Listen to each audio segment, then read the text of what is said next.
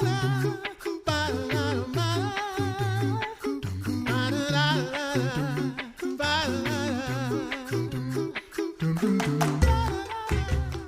listening to The Coffee Hour. I'm Andy Bates. I'm Sarah Gulseth. We're going international today, and I'm really, really excited about it. A wonderful story we get to share with you.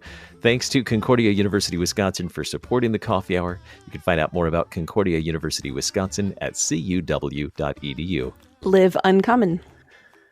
Exciting news for Lutherans, for confessional Lutherans around the world, as we get to make a connection around the world today. Today, we're heading to the Evangelical Lutheran Mission Diocese of Finland.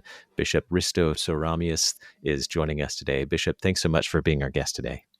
Thank you. Nice to be with you. Also joining us, the Reverend Dr. Matthew Harrison, President of the Lutheran Church Missouri Synod. President Harrison, thank you for being our guest today. Thank you, and blessed Advent. Amen. Amen. Mm-hmm. Bishop Soramies, share with us more about the Lutheran Church in Finnish culture. How would you say the Lutheran Church is regarded in Finnish culture? Well, the Lutheran Church has been a major factor in our nation since the Reformation. Our reformer was a student of Luther, so we have had Lutherans or Lutheran Church here 500 years. And it has had a sort of a monopoly status in the sense that almost all Finns have belonged to the Lutheran Church. It was, of course, a state church a long time, but about 100 years ago, the law changed. It is not a state church anymore, but it's still a majority church. But I would say the Lutheran consciousness or identity is very low now in nowadays. It's not like in America where people belong to a church and they go to the church services. Also in Finland, people don't go to church. On Sunday mornings, maybe 1% of the members of the church are in a worship service. Today, it used to be different before. Mm-hmm. And of course, the big Lutheran church has become very liberal. It has different traditions, traits of traditions, from liberalism to pietism to anything else, also some confessional traits. But now the liberals have really taken over in many ways. And many Christians, many Lutherans find it simply impossible to partake in the services, and this has caused, of course, a lot of trouble in our country. Tell us about the Evangelical Lutheran Mission Diocese of Finland, where that fits into the Lutheran landscape there. Yes, we started within the national church. In a sense, one of our bishops, he was confessional, and he ordained one of our pastors and gave him the task to start confessional services in Helsinki, which he did, this young pastor. And out of this one congregation then grew many others. And along the way, of course, we which was to be seen, of course, we caused so much problems for the national church that they, I was defrocked, and many other pastors were defrocked. And so really our diocese then became independent of the national church, completely independent. Now we are really a new church body and not dependent in any way of the national church. We have the same on the paper, the same confession and same old Lutheran tradition, if you want to put it that way. But the way we see the confession is totally different from the national church. President Harrison, share with us the process of identifying potential partner churches and that process of declaring altar and pulpit fellowship.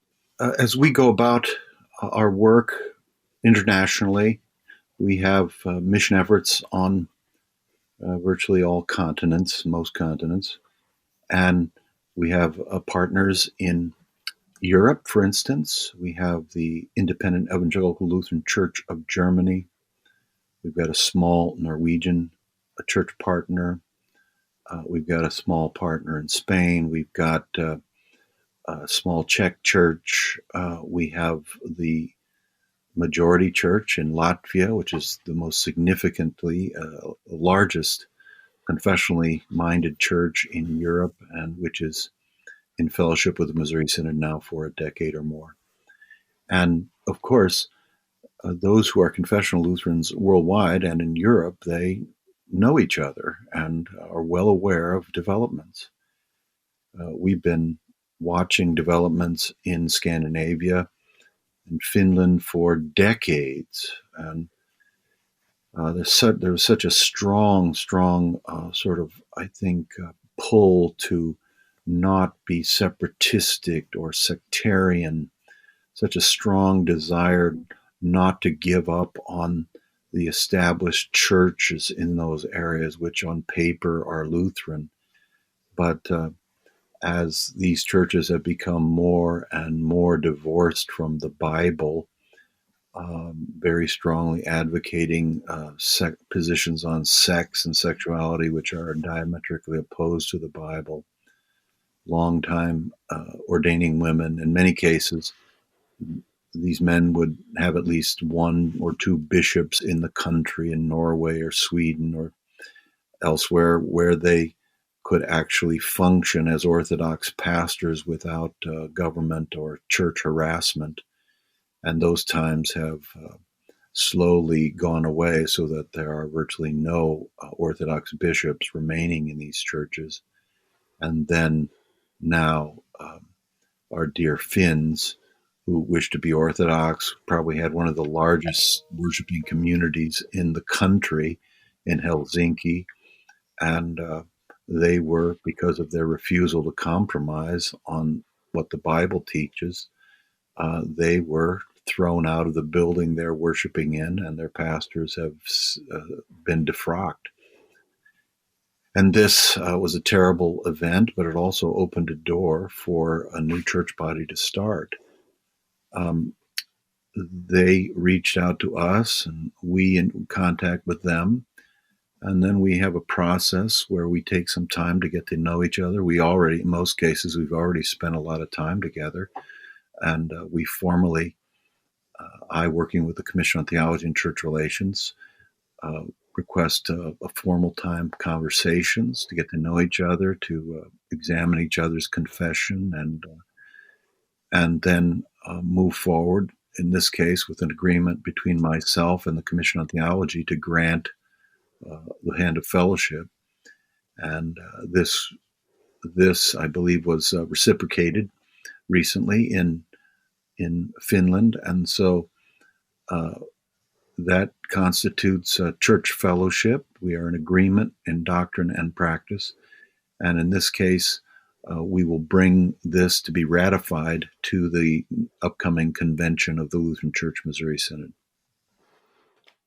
Bishop Soramies, what does this declaration of fellowship mean for the Evangelical Lutheran Mission Diocese of Finland? Most of all, it's a great encouragement that we have been recognized also as a church body and taken seriously. And but even more, the spiritual and theological bonds that we have. Some of our people have studied in the seminaries in America and in the Missouri Synod, and we have many ties here. And this shows that we're not alone. Like President Harrison mentioned, there are a lot of small, some of them bigger than we, some smaller than we are, small Lutheran confessional churches, and we have gotten to know each other. And this has been facilitated by the Missouri Synod, actually, through the International Lutheran Council. This has been very important for us, that we see we're not alone in Europe and not alone in the world. President Harrison, what does this Declaration of Fellowship mean for the Lutheran Church Missouri Synod and our partners in the International Lutheran Council? Well, it's humbling, first off, when you know the story of what these confessional Lutherans have suffered in their own country simply for confessing the truth of Christ.